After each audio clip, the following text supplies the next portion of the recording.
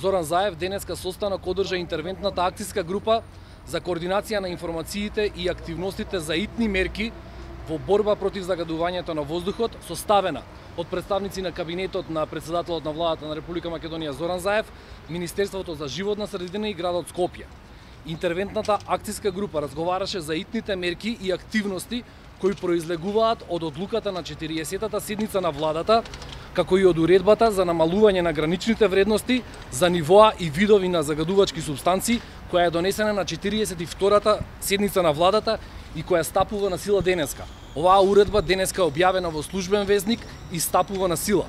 Согласно со оваа уредба, од денеска, доколку среднодневната концентрација на ПМ10 частичките е над прагот во текот на 2, повторувам, 2 наместо досегашните 5 дена, е над 200 мг на метар кубен и доколку праговите се измерени на најмалку 2 мерни станици во градот Скопје, односно 50% од бројот на поставени станици во било кое населено место, стапуваат на сила следниве мерки.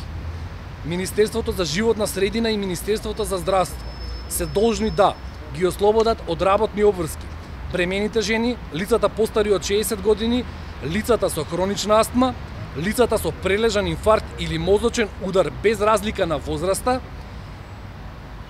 Треба да го реорганизираат работното време за лицата кои работат на отворено и ова работно време да биде помеѓу 11 часот и 17 часот.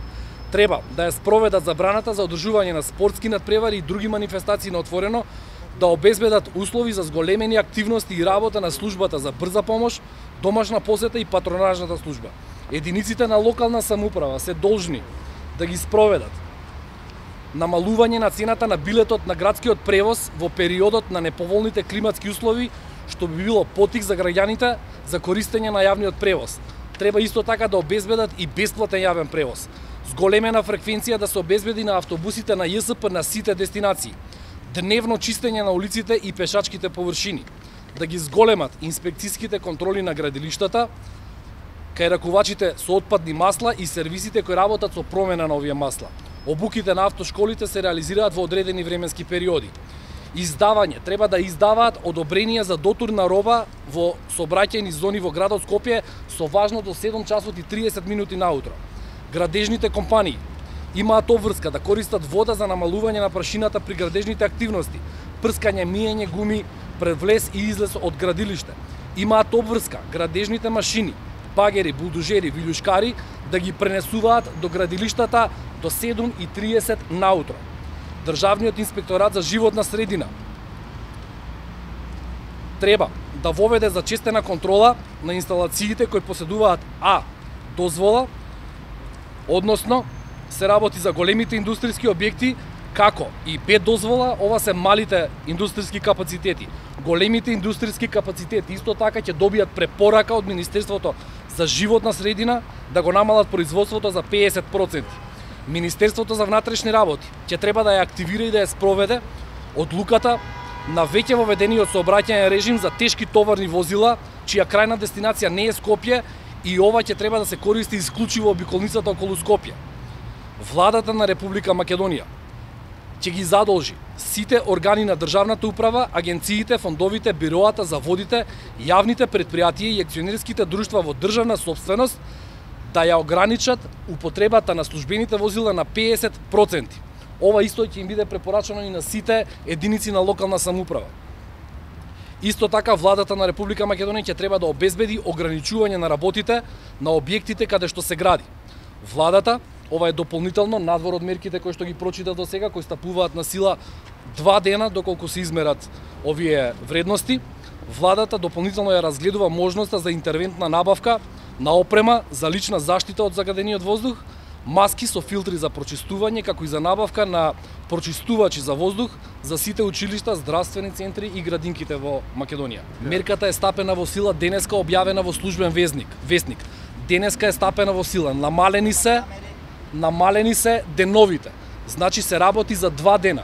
Доколку 2 дена, почнувајќи од денеска, со оваа одлука, доколку во текот на 2 дена е над 200 мг на метар кубен, овие мерки што ги прочитав влегуваат во сила. 2 дена последователни единиците да бидат над 200. Овие мерки што ги прочитав влегуваат во сила. Мерката е објавена во денешниот службен весник, можете да го видите. Оваа мерка е усогласена со постојните законски решенија. Во моментов мерните станици во Газибаб и во Кисела вода, погледнете ги, ќе видите дека е тоа. Слични беа мерките и претходно кои беа донесени. Никогаш не биле имплементирани вакви мерки. И оваа уредба никогаш не била со овие денови. Претходно бројот на денови било 5 дена за да ве информираат вас медиумите, а 10 дена требало да бидат за да се имплементираат овие мерки. Никогаш не биле имплементирани овие мерки што ги прочитав. Сега имаме 2 дена последователни да бидеме над 200. Овие мерки прочитав сега, сите овие институции имаат обврска да ги исполнат. Не би навлегувал во детали, меѓутоа ги набројавме сите училишта, сите здравствени установи и детските градинки. Најавуваат и засилени инспекцијски контроли. Веќе знаеме дека и двосменско работење на инспекторите, комуналните инспектори воведе меѓу општините без општина Аеродром. Што најмногу пријавуваат граѓаните? Каде се лоцирани тие проблеми, практично кажано, што до сега најмногу имаат пријавени, тоа од втора смена? Значи ќе направиме увид и анализа во се што пријавуваат граѓаните и ќе информираме дополнително целата јавност каде што и се случува. Ова се мерки интервентни и итни со цел да го спречиме ова што се случува се.